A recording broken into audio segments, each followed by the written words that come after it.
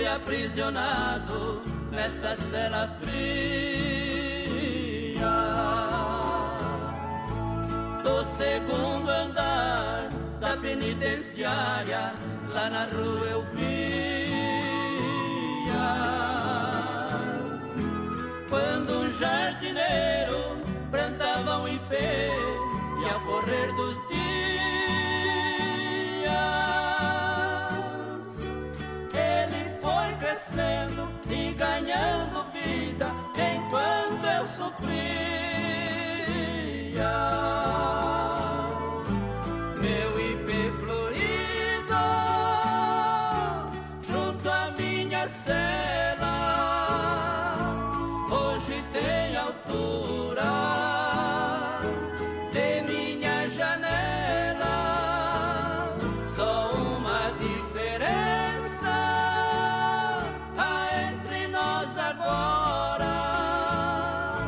Aqui dentro as noites não tem mais aurora. Quanta claridade tem você lá fora. Eu me chamo Aurélio Alves de Rezende e faço questão de dizer que meu Rezende é com Z. E nasci no município de Pires do Rio, Goiás, mais precisamente na fazenda Buracão.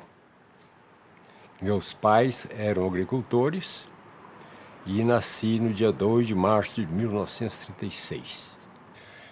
Naquela época, meu pai dedicava muito era a confecção de coisa de couro, cabresto, laço, peias, etc., etc., que vendia para os próprios vizinhos que tinham, né? Na época era pouca gente, mas ele vendia, partia disso aí. E ele fazia tudo manual. A única ferramenta que ele tinha era um canivete, marca Solinger, alemão, que eu diria assim que era igual a Gillette. Essa era a ferramenta dele. O restante era tudo manual. E ele teve pouco estudo. Porém, ele sempre foi muito assim curioso, dedicado. Tudo que ele fazia, ele procurava a perfeição. Ele estimulava a gente a trabalhar. Ele dizia o seguinte: olha, trabalhar é a única fonte que eu conheço, ele dizia, que eu conheço, que a pessoa permanece com o nome limpo, né? É a honestidade. Então, trabalha, o serviço que tiver aparecer pela frente, enfrenta e nunca aproveita, nunca se aproveita de uma oportunidade que porventura venha acontecer. Só tínhamos como vizinho uns primos, outro fazenda vizinha, né?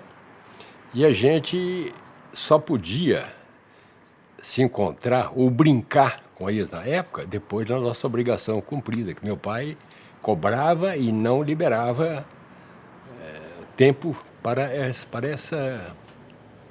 segmento, né? Que era a diversão, a brincadeira. Então era muito resumido, não tinha quase nada que se aproveitava naquela época. Depois mudamos para Anápolis, em 1950. A gente veio para lá. Até então, meu pai vendeu aquela propriedade e o intuito, dizer assim, que era para nós estudarmos.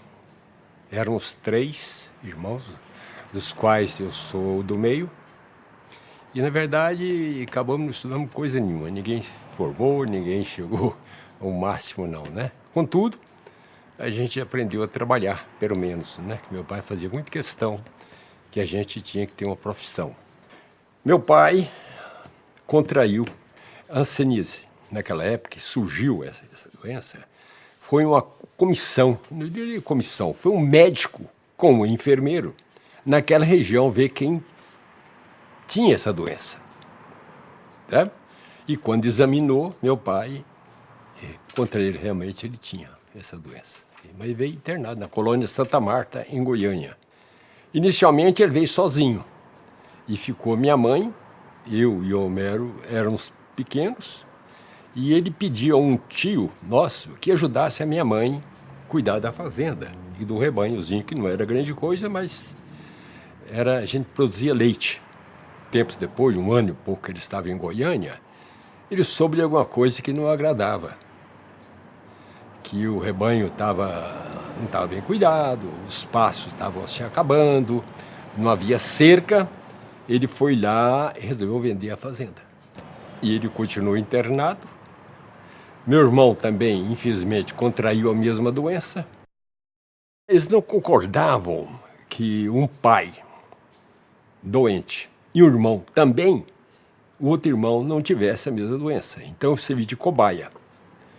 Eu fui para uma observação, muitos anos, internar ele, fazer exame vascular, tudo que você pensar numa pessoa, e felizmente não foi encontrado nada. Minha mãe, que tinha muita garra, e conseguiu que a gente chegasse a um ponto melhor, né? Graças ao trabalho dela, porque ela é muito dedicada, é lavadeira de roupa para os outros, mas conseguiu que a gente chegasse ao ponto que chegamos. O meu irmão mais velho era um bom alfaiate e eu optei por sapateiro. Eu sou um sapateiro profissional, porém muito ruim, porque eu fiz mais no sentido de agradar meus pais. E eu não tive sucesso, é claro, né? Meu pai, eu sendo sapateiro, ele disse assim, olha, eu vou montar uma sapataria para você. Eu trabalho de empregado na sapataria São Manuel. Eu vou botar uma sapataria para você. Então ele alugou, o seu Toninho alugou, que meu pai estava lá, Rua 3, número 5, no centro de Goiânia, vizinha Rádio Clube de Goiânia, na época era lá, no centro, sabe? O concerto de Calçada Resende. O que acontecia? Chegava aqui pessoal, calçado, e eu prometia, por exemplo, para amanhã, às 2h da tarde, né? Mas aí o que acontecia? Chegava o pessoal do futebol, passa durante o dia. Olha, vou jogar bola, tantã. E eu fechava a sapataria e jogava bola quando eu atendeu do almoço, que era perto. Calcula o que deu. Claro que não podia dar certo, né? Ué, fechei a sapataria. Não tinha dinheiro nem para eu comprar o aviamento depois. Não tinha. E o pessoal passou a não acreditar, porque, ué, eu ia lá buscar o caçada fechado.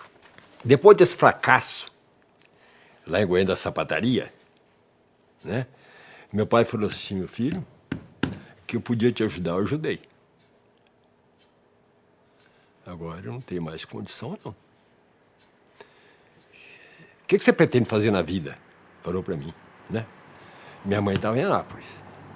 Falei, pai, eu vou para Anápolis. Ele disse, ó, então vou fazer o seguinte. Vou fazer uma carta aqui de apresentação para você, para o senhor Moacir Costa. O Moacir Costa era diretor do Hospital de Ansteníase de Anápolis, dizendo, me apresentando, assim, né? Então eu vim para Anápolis, cheguei lá em Anápolis, peguei o ônibus em Goiânia às 7h, foi 8h, cheguei em Anápolis e devia ser umas 10h, 10h30. Fui diretamente com a carta, sou Moacir. O Moacir leu a carta, assim.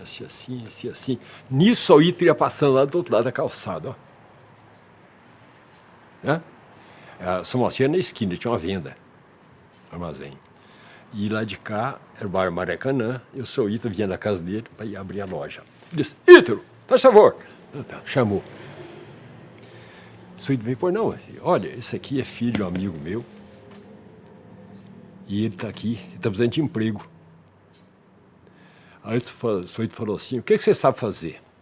Eu falei, eu sou datilógrafo. E realmente eu sou, naquela época que eu tinha, né, eu sou diplomado, coisa. Eu sou datilógrafo.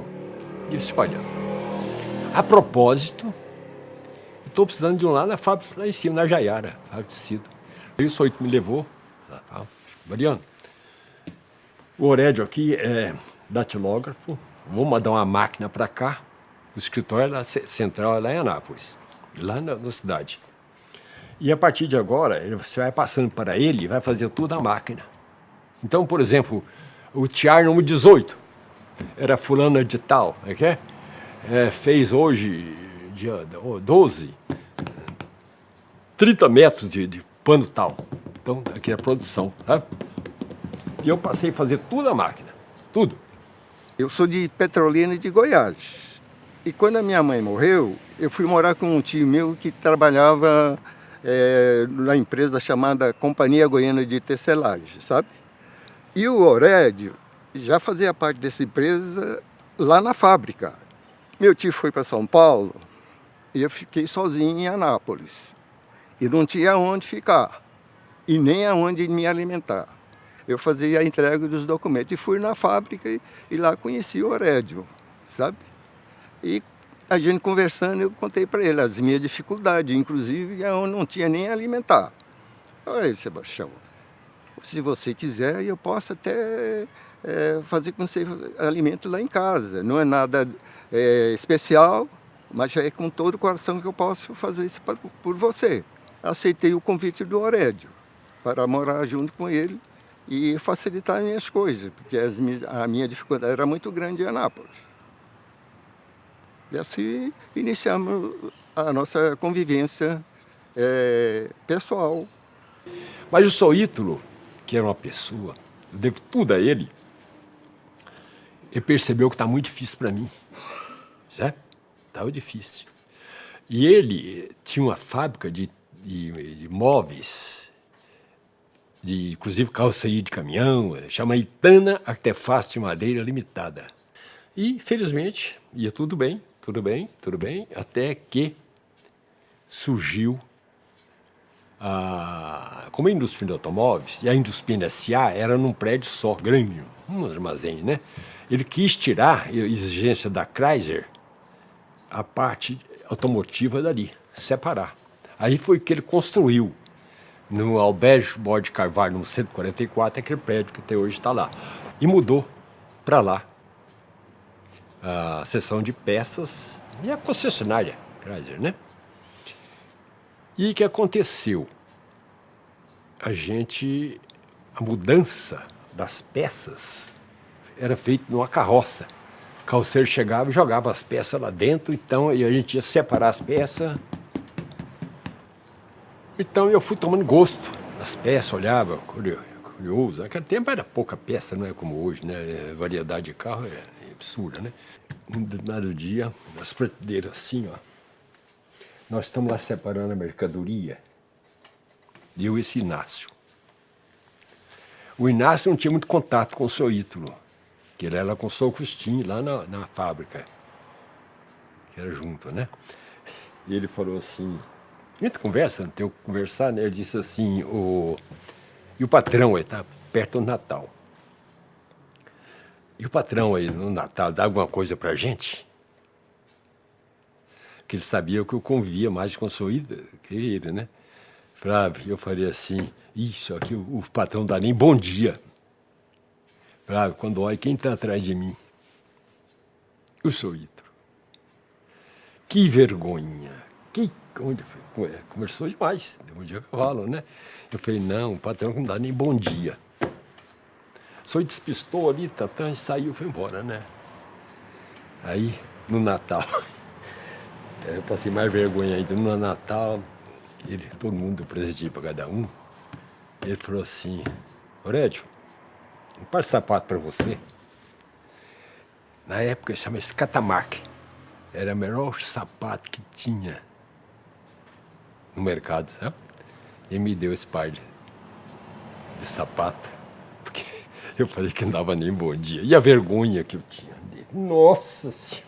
Na concessionária, eu era o auxiliar de contabilidade. Eu trabalhava na seção de peça e era auxiliar de contabilidade do Contígio, que era o contador geral, sabe? Um determinado dia, chega lá o Bernardo Saião, que era sogro de São Milton de Pina, né? No escritor lá conversando lá, e ele chega ao ponto e falou assim, mas vocês que são goianos, não interessa para aquilo lá, quem vai interessar? Vocês têm que abrir uma loja lá. Ele intimou o seu Ítalo. Eles têm que abrir lá. Quando ele saiu embora, tá? O seu Ítalo Contígio, vem cá. Como é que não fazia com essa loja em Brasília? Quem nós vamos mandar para lá, Contígio? Quem é? E eu contei na ligada, né? Eu falei assim, eu não sei. Não. Aí, quando o Gontijo chegou lá para a mesa dele, disse, Gontijo, eu topo, viu? Disse, o quê, cara? Você tá doida? Isso aqui era considerado praticamente, naquela época, né? Pela minha idade, eu tinha 21 anos. Aí, quando eu apresentei, o Gontijo falou assim, seu Ítalo, vai, Aurélio disse que tope para lá. Ele me chamou novamente, aí o seu Ítalo me chamou. Aurélio, você quer ir mesmo? Eu falei, vai, seu Ítalo, eu preciso ganhar, né? Então, para você ter noção, quando ele designou que eu viesse aqui com o Gontijo e apresentasse ao Bernardo Saião, para demarcar onde seria a loja lá no Núcleo Bandeirante, aí já, como ele tinha lá em Anápolis uma fábrica de móveis, de madeira, de abacuado, foi mais fácil. Foi lá, ele desenhou, conheceu o barraco lá, encheu o caminhão de madeira lá e veio fazer o barraco lá em 1970. Nessa altura, eu cursava a 4ª série lá em Anápolis. Então, terminou, eu voltei a Anápolis, fiz os exames do primeiro semestre.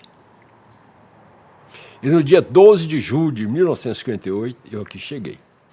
Já tomando conta da loja. Tristeza total, não tinha conhecido, não tinha nada, mas eu tinha dado minha palavra que vinha, né? Era uma desilusão, você só via barulho de máquina, de noite trabalhando, e sozinho.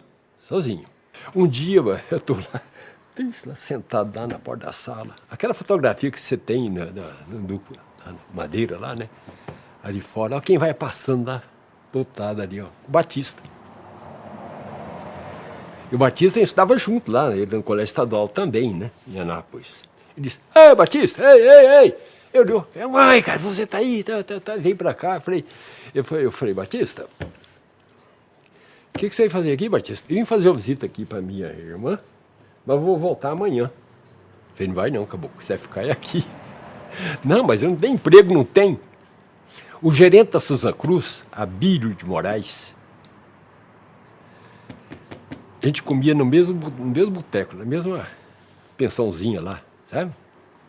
Eu cheguei perto do Zabílio e falei, Zabílio, arranja as fichas pro Batista aqui. Eu falei, ué, estou precisando de gente lá mesmo. Ou seja, o Batista empregou naquele dia, já estava empregado. Porque quando ele decidiu, aí ele passou a morar comigo lá no barraco, na segunda vez, 1970, né? E ele trabalhava no Souza Cruz, era perto um do outro, sabe? Então a gente pegava marmita para um, a gente inteirava com pão, com banana, alguma coisa assim, para enganar, para a gente fazer um pezinho de meia. E lá nós permanecemos com essa filial até 1961, quando o Jânio Quadro resolveu acabar com aquela cidade. E, na época, nós optamos por Taguatinga, metade da loja, e aqui para 514 Sul, a outra metade. O primeiro prédio foi esse aqui, ó. Esse foi o primeiro. Que nós, na verdade, não éramos inquilinos ali do segundo prédio ali, que era do Pininha, um dos cunhados do seu Ítalo. E aqui, esse terreno aqui, é do Expresso Mineiro. E um dia, chega o Ismael, que era um corretor, que trabalhou na Indospina lá da Anápolis, falou, Aurélio, fala pro Ítalo comprar esse terreno aqui, assim. Eu era empregado. Aí, o Ismael conversou com o Ítalo, conversei, Ismael, mas ele não topou, não. Ele disse, por que você não compra? Faz um plano. Ele falou assim, faz um plano você para pagar isso aí dentro de um mês.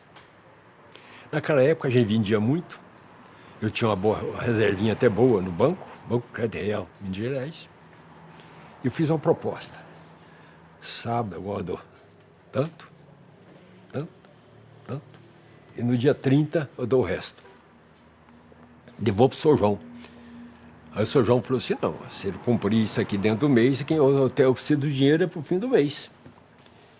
Aí eu fui a ele, né, Sr. João, e comprei o terreno para a Indospina.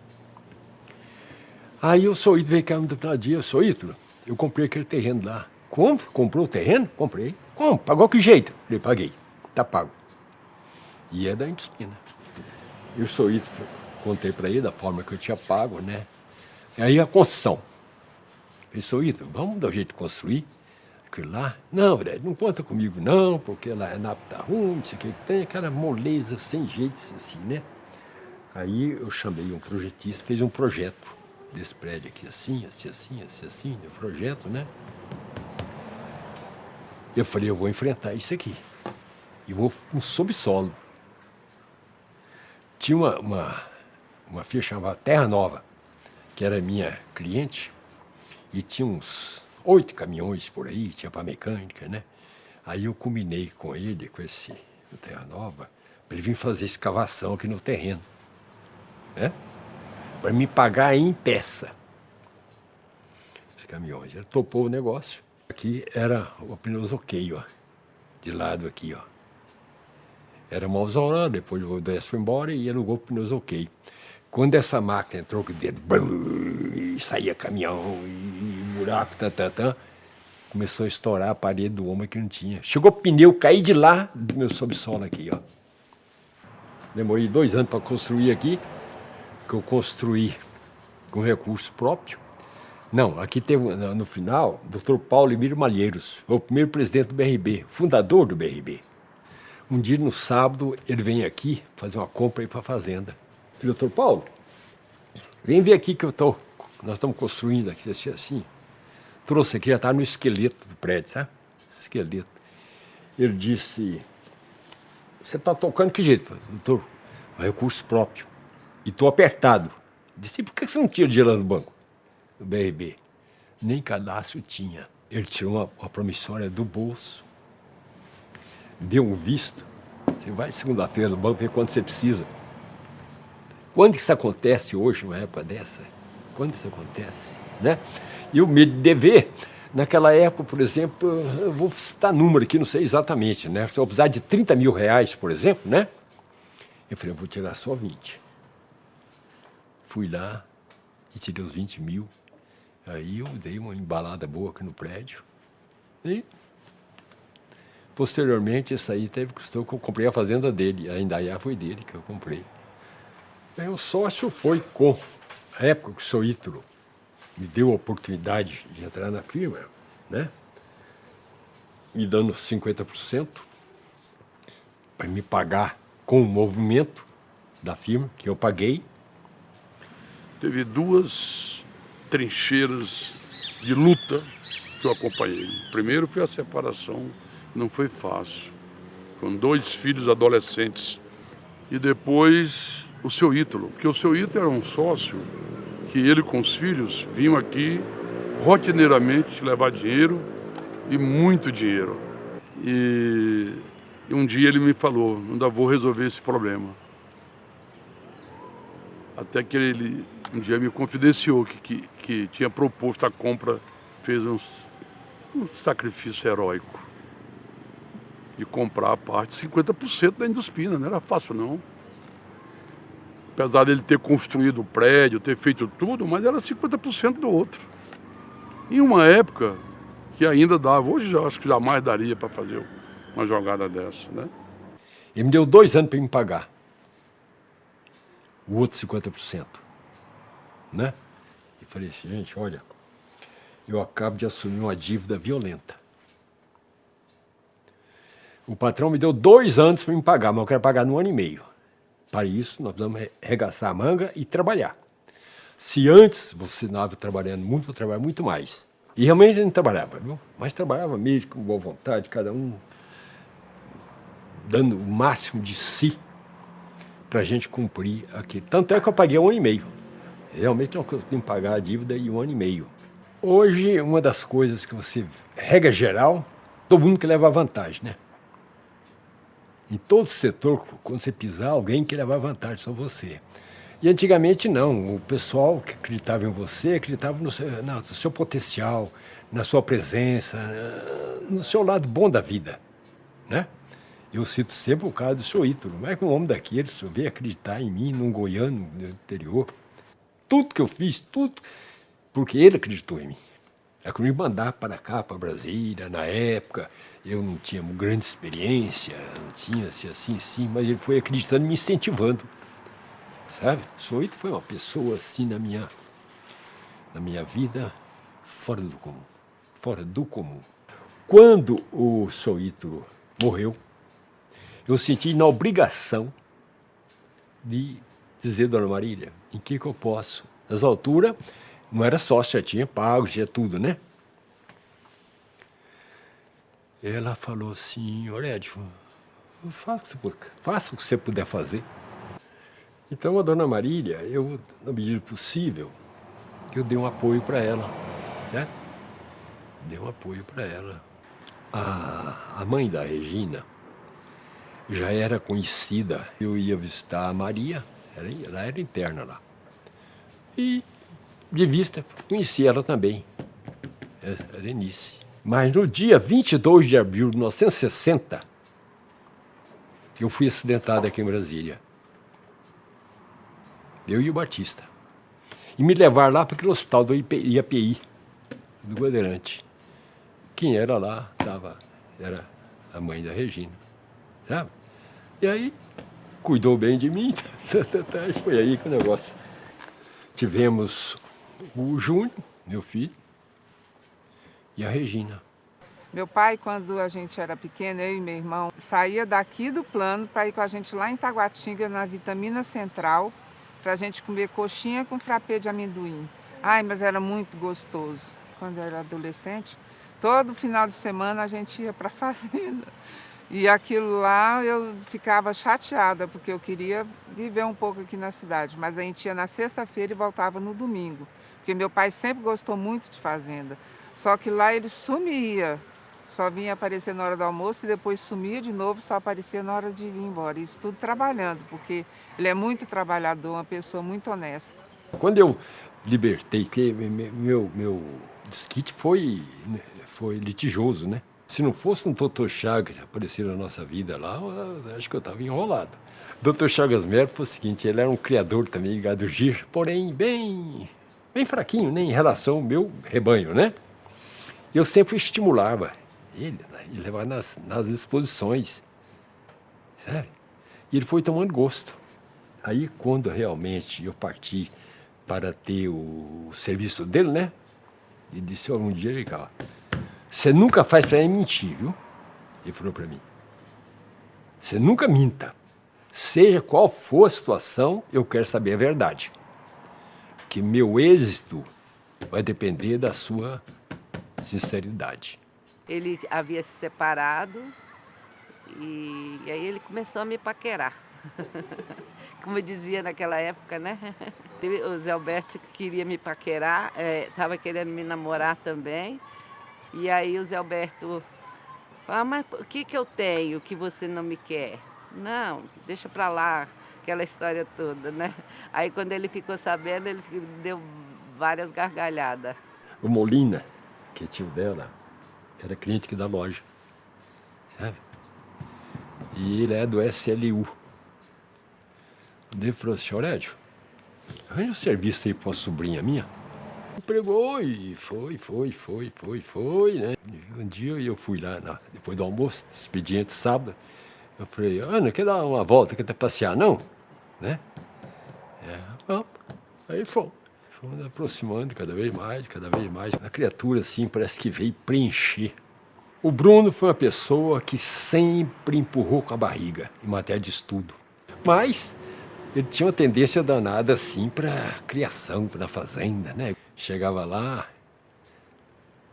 ele participava, ele vivia, sabe, assim. Uma coisa que ele sempre deixou claro que fazenda não é diversão, é só para trabalho. Sempre deixou bem claro pra gente, desde pequeno, que fazenda é lugar de trabalho, não é diversão. Eu comecei a trabalhar com 14 anos na loja, começando de baixo. E ele sempre me dando as orientação, começando sempre de baixo, para sempre dar exemplo lá na frente, para você saber mandar e comandar tudo que você já passou por todas as etapas da empresa. Fravo sempre levou a sério a matéria de estudos. Infelizmente, você chegou onde chegou. Meu pai me ensinou a acreditar e a sustentar o que a gente quer até o fim. O valor da honestidade, para mim, é muito importante também, como que eu também aprendi deles. Eu tenho neles, no meu pai e na minha mãe, o meu alicerce do que eu me tornei, né? Eu tenho orgulho do que eu me tornei e acho que eu devo muito a eles pelo que hoje eu sou, tanto do ponto de vista prático, né? Assim, das características, como da forma como eu lido com a vida, como eu enxergo as coisas. O Júnior era assim, como é que eu diria, hein? Companheiro para toda época, todo tempo, né? Assim, ele ficava na loja e pedia caixinha para brincar e ficava mais ao meu lado, sabe? E a Regina era mais pro lado da mãe. O Júnior cresceu, estudou, infelizmente, na minha separação, ele caiu na droga. Sentei com ele um dia e falei, meu filho, para com isso.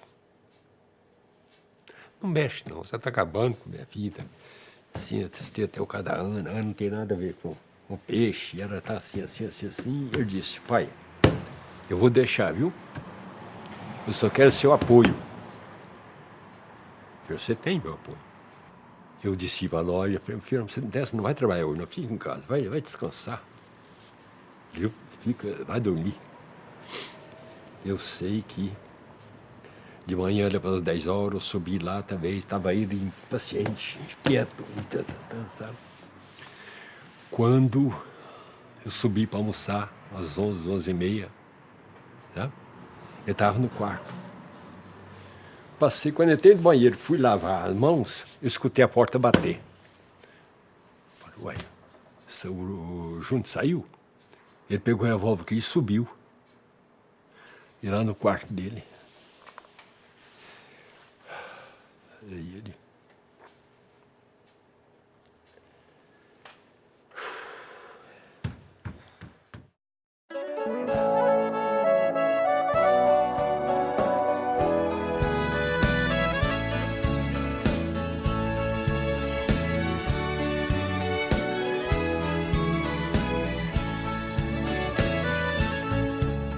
Voltando pra minha terra, eu renasci. Nos anos que fiquei distante, acho que morri.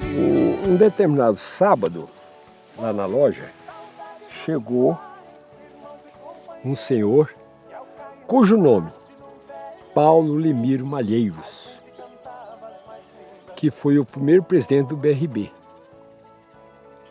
Eu atendendo, depois que ele despediu de mim, Fred, agora eu vou para minha fazenda, vou passar um fim de semana tranquilo lá. Falei, doutor Paulo, onde é a fazenda do senhor? Ele disse, é pertinho de Formosa, lá, assim. Ele disse, você não quer ir lá conhecer, não? Passar o fim de semana lá? Ele disse, olha, você está me convidando, eu vou. Ficamos lá, almocei com ele, sabe? Ele mostrou muita coisa existente na fazenda. Disse, Ed, por que você não me compra isso aqui, hein? Eu falei, não, doutor Paulo, não dou conta, não. Não, senhor, vai, compra, isso aí é... Olha, se você precisar de empréstimo, o BRB te empresta. Ele era o presidente do banco, hein? Ele tirou uma promissória em branco do bolso e me entregou e falou assim, olha, se você precisar de dinheiro, vai segunda-feira lá no BRB. E isso foi num sábado. No domingo, eu voltei lá, na fazenda. Aí eu já não estava, eu já tinha ido para a fazenda dele lá, né? Lá no Paraná. Aí conheci lá o senhor Adail, que era o gerente dele. E eu falei, senhor Adail, eu posso andar aí na fazenda? Ele disse, quer que eu arreie um cavalo para você? Eu falei, não, eu gosto de fazer de pé. Confesso que naquela noite eu não dormi, pensando, será que eu vou comprar? Será que eu dou conta? Aí na segunda-feira eu decidi, falei, não, eu vou comprar. Tão logo eu assumi a fazenda, o senhor Gaudêncio, que era o vizinho, que era mais próximo da estrada ali, ó, né? foi me fazer uma visita lá, já na outra semana. Quero te vender um gado, viu? Falei, que gado? Isso, um gado gir, registrado. Então comprei, era mais assim de vaca, devia ser umas 23 vacas, se eu não me engano, e o touro.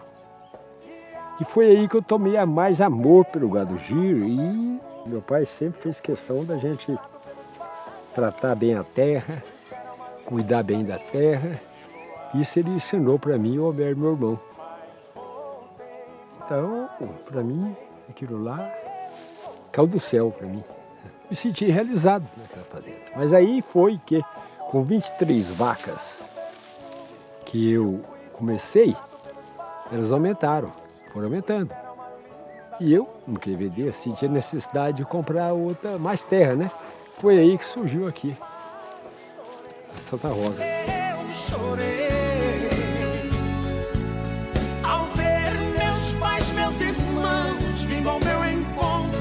A felicidade misturou meu pranto com o orvalho da noite desse meu lugar.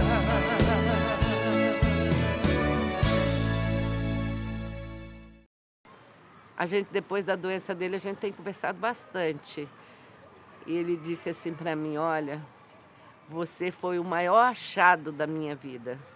E eu fiquei muito feliz em ouvir isso, entendeu? Me marcou muito. Existe cura, né, para o câncer, né? Está dizendo que existe cura para o câncer. O exemplo é meu caso. Linfoma das células do manto. Olha que nome danado, né? Eu quis saber o que é isso aí. É no sistema linfático. E o sistema linfático é nada mais nada menos que a nossa defesa.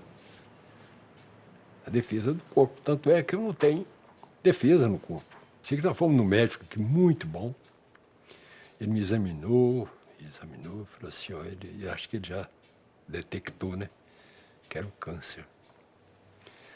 Aí ele disse o seguinte, olha, para esse tipo aqui, ó, tem Barreto, São Paulo capital, tem Belo Horizonte, não sei mais a quanto, mas está iniciando em Goiânia, está iniciando um grupo lá,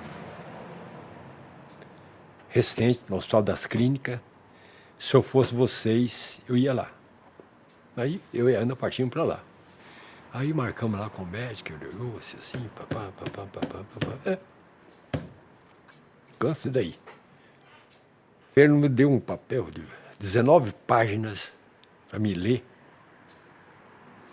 e autorizar o tratamento. Queira ou não queira, cobaia. De um remédio que lançou nos Estados Unidos e que aqui no Brasil ele estava em teste. Se aprovado, o Ministério da Saúde podia autorizar a fabricação dele, né? Meio baqueado, sabe? Baqueado, porém, tem que ser, vamos em frente, né? Vamos em frente, vamos enfrentar esse tratamento aí. Realmente judiou bastante de mim, judiou. O ciclo era de 28 a 28 dias. Nós tínhamos que ficar em Goiânia 3 dias para fazer a quimioterapia, colher os exames, etc. 3 anos depois da quimioterapia, o médico disse, olha, nós agora vamos passar para 56 dias, 56.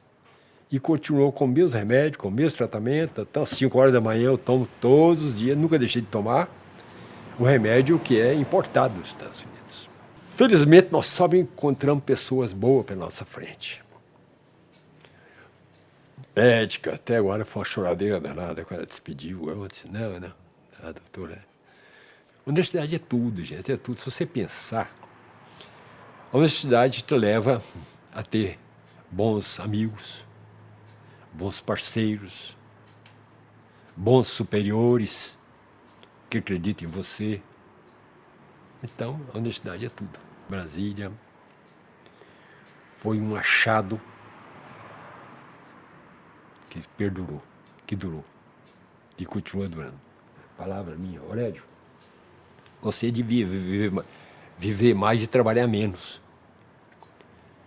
Eu disse, eu não sei viver, eu sei trabalhar. Ele disse que eu gosto, ele disse que me leva, ele disse que... Então, acho que para mim o trabalho é tudo. 65 anos eu tenho de indisciplina, né? Vi altos e baixos dela. Enfim, chegamos até onde estamos. Hoje a firma é pequena, não temos dívida, temos um pequeno patrimônio e eu morro no sentido assim de que eu deixei melhor do que encontrei. Há pessoas que vêm ao mundo para, ao que tudo indica, serem luz na vida do outro. É uma espécie de missão. Parecem desde muito cedo predestinadas a enxergar longe, quase instintivamente, o caminho que poucos foram capazes de perceber.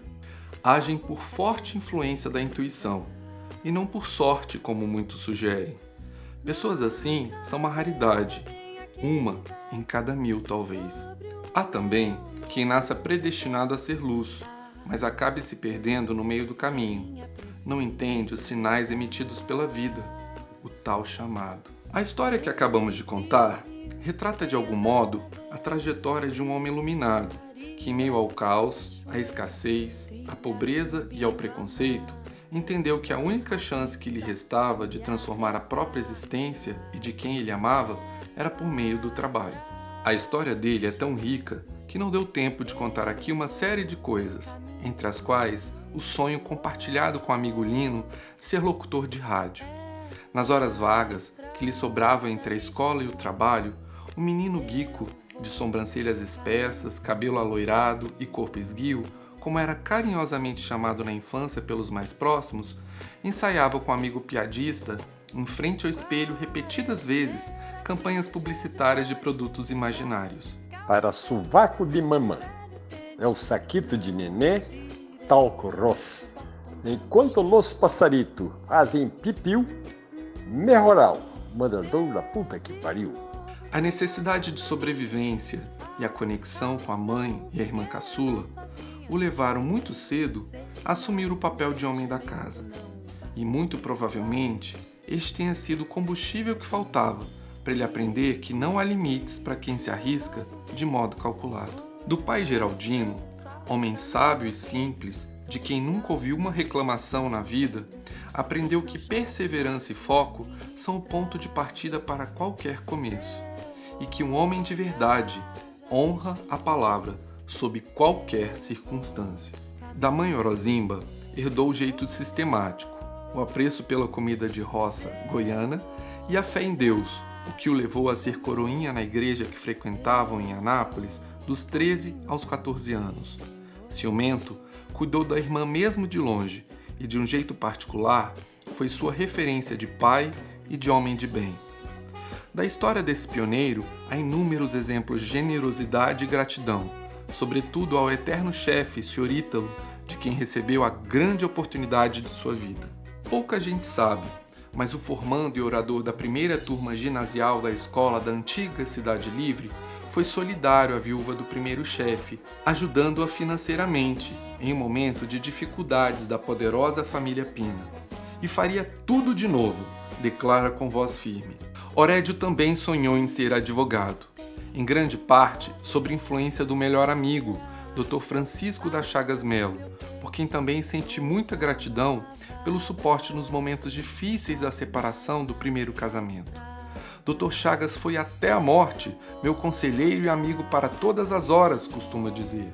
De poucas palavras, o goiano de Pires do Rio, anapolino de coração e brasiliense por escolha, também foi fominha por bola. Jogava na ponta esquerda e incentivava a equipe da Induspina a participar de campeonatos locais. Além da fazenda, onde mantém contato com a terra e com os bichos, e do trabalho na loja, Orédio tem poucos prazeres na vida. Um deles é a cervejinha antes das refeições para abrir o apetite. Outro é brincar com o bisneto Dudu, com quem parece ter ligação de outras vidas. Dudu, tá na hora do remédio do vovô, diz ao bisneto, criado como filho, conclamando-o para o exercício do olhar para o outro. Onde quer que ele esteja, Dudu vem saltitante, com os comprimidos à mão e o copo de água. De poucos afagos, Orédio descobriu na velhice o valor do abraço, do beijo molhado, sobretudo do que realmente importa nessa vida. Entendeu também que para chegar a algum lugar não fazemos nada sozinhos, que não controlamos tudo nem há garantias, que Deus abençoa, mas o livre-arbítrio é exclusivamente nosso e que o trabalho dignifica o homem, mas também não é tudo, pois ele nos rouba um tempo precioso de compartilhamento com os amigos e a família. O velho pioneiro de uma Brasília em formação amanheceu diferente depois da primeira sessão de quimioterapia, que lhe trouxe a lição de que não somos tão autossuficientes e que é preciso confiar para ser inteiro. Vulnerável, mas sensível depois da doença, redescobriu sua esposa, aprendeu a dizer o que sente e acessou a gratidão para entender que fez a escolha certa há 45 anos, quando decidiram compartilhar a vida juntos e construírem uma nova família. Aliás, é com a companheira de todas as horas que ele confidencia no amanhecer de quase todas as manhãs suas ideias, angústias, descobertas e inseguranças. É o momento deles, instantes em que suas almas parecem convergir numa só. Há, porém, muito tempo ainda para aproveitar a vida, Sr. Édio.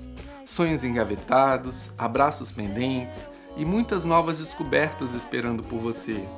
A vida é isso. Ela nos mostra que todo dia é dia de renovar o nosso destino e que é possível, se estivermos abertos, voarmos cada vez mais alto. Eu vou caminho pro interior.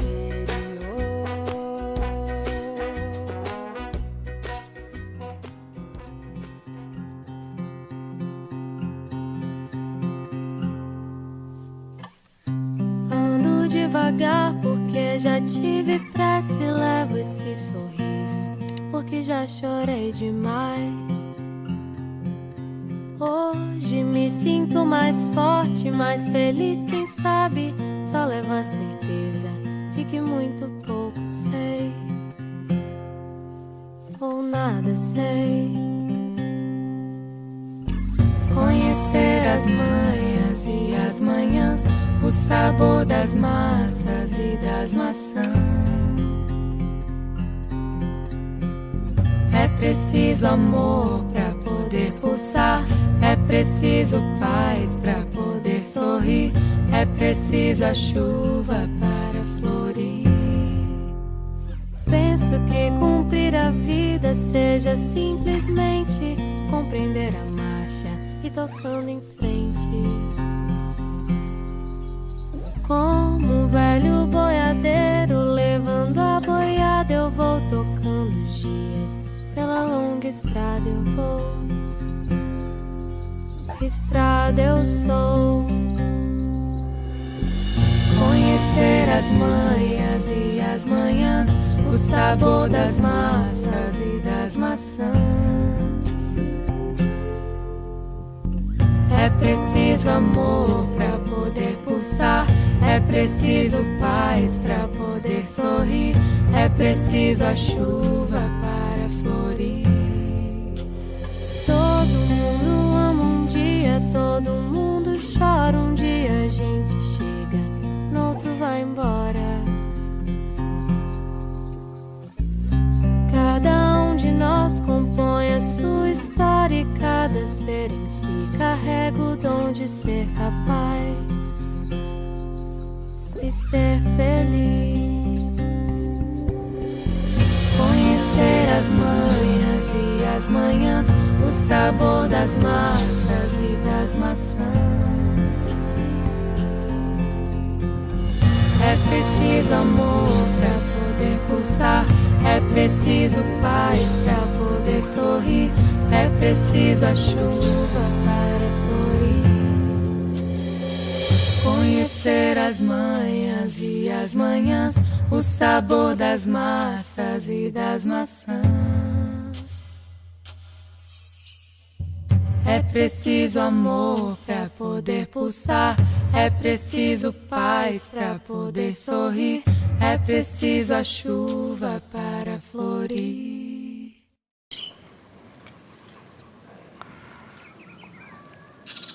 Vai chorar? Não.